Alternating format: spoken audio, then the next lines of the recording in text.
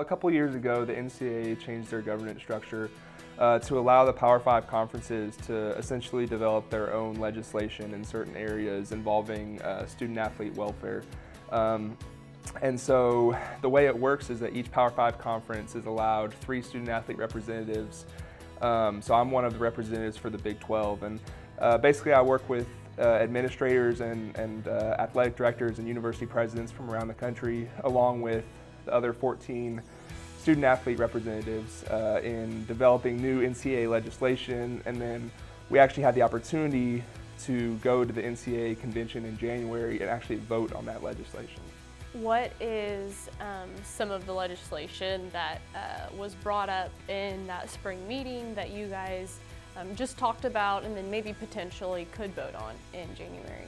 Right, so I had the opportunity to attend the NCAA Governance Forum, which was in Chicago at the Big Ten headquarters last spring. Just a big open forum, and so we were discussing different legislation that they were trying to draft that would potentially be passed within the next year. One of the biggest things has to do with insurance policies for former student athletes. So they're trying to make it available for former student athletes who have to have surgery or medical treatment from injuries that occurred while they were playing.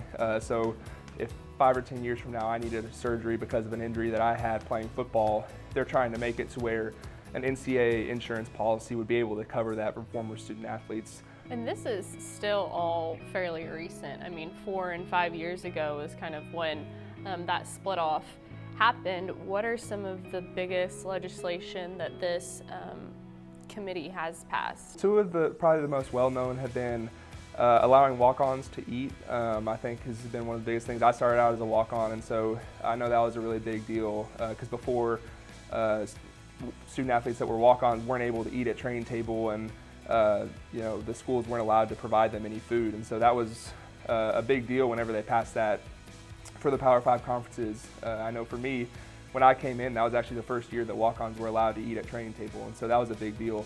And then another thing has been cost of attendance.